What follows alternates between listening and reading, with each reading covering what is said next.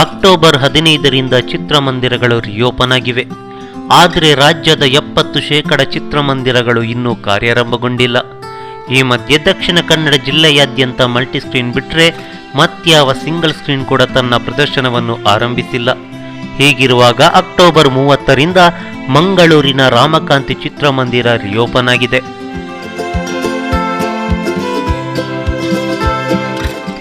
ರಾಮಕಾಂತಿಯಲ್ಲಿ ಆರಂಭಿಕ ಪ್ರದರ್ಶನವಾಗಿ ವಜ್ರಮುಷ್ಟಿ ಚಿತ್ರವನ್ನು ಪ್ರದರ್ಶಿಸಲಾಗಿತ್ತು.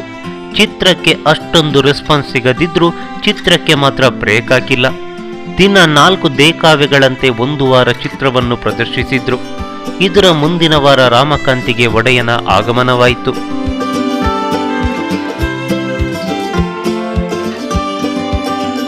ಅದು ನವೆಂಬರ್ 6, 2020.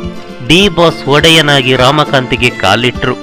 ಇದು 2ನೇ ಬಾರಿಗೆ ಒಡೆಯನಾಗಿ ಡಿ ಬಾಸ್ ಮಂಗಳೂರಿಗೆ ಕಾಲಿಡ್ತಿರೋದು. ದಿನ 4 ದೇಕಾವೆಗಳಂತೆ 1 ವಾರ ಪ್ರದರ್ಶನ ಕಂಡಿತ್ತು.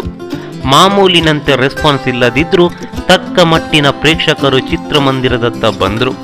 ಇಲ್ಲಿ ಗಮನಿಸಬೇಕಾದ ಮತ್ತೊಂದು ಅಂಶ ಅಂದ್ರೆ ದರ್ಶನ್ ಚಿತ್ರಕ್ಕೆ ಪ್ರತಿ ಬಾರಿನೂ ಪ್ರದರ್ಶನದ ಸಮಯ ಬದಲಾಗುತ್ತೆ.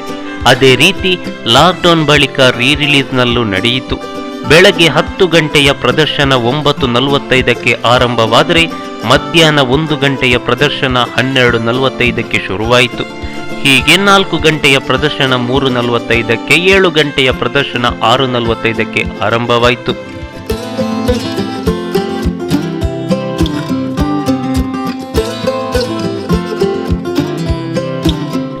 ನವೆಂಬರ್ 13ರಂದು ರಾಮಕಾಂತಿಗೆ ಶಿವಾರ್ಜುನ ಎಂಟ್ರಿ ಕೊಟ್ಟ. ಇಲ್ಲೂ 4 ಆಟ. ಚಿರು ಕೊನೆಯದಾಗಿ ಅಭಿನಯಿಸಿದ ಚಿತ್ರವಾಗಿದ್ದರಿಂದ ಒಂದಿಷ್ಟು ಸಿನಿರಸಿಕರು ಚಿತ್ರಮಂದಿರಕ್ಕೆ ಆಗಮಿಸಿದ್ರು. ಹೇಳುವಂತಹ ರೆಸ್ಪಾನ್ಸ್ ಇಲ್ಲದಿದ್ರೂ 1 ವಾರ ಪ್ರದರ್ಶನ ಕಂಡಿತ್ತು.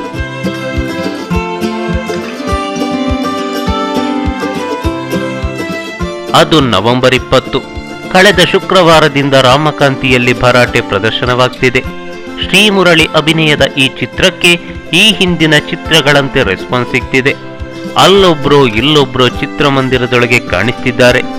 ರಿಲೀಸ್ ಚಿತ್ರಕ್ಕೆ ಹೇಳುವಂತಹ ಪ್ರತಿಕ್ರಿಯೆ ಇಲ್ಲದಿದ್ರೂ ಚಿತ್ರ ಪ್ರದರ್ಶನಕ್ಕೆ ಮುಂದಾದ ಚಿತ್ರಮಂದಿರದ ಮಾಲೀಕರಿಗೆ ನಿಜವಾಗ್ಲೂ ಕೈ ಎತ್ತಿ ಮುಗಿಬೇಕು.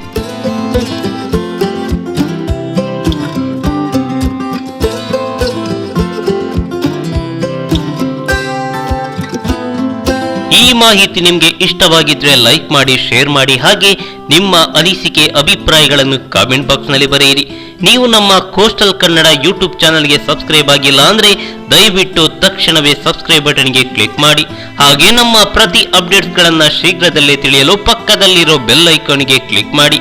ಹಾಗೆ ನಮ್ಮ ಹೆಚ್ಚಿನ ಅಪ್ಡೇಟ್ಸ್ಗಳಿಗಾಗಿ ಕೋಸ್ಟಲ್ ನೆಟ್ವರ್ಕ್ ಫೇಸ್ಬುಕ್ ಪೇಜ್ಗೆ ವಿಸಿಟ್ ಮಾಡಿ. ಧನ್ಯವಾದಗಳು.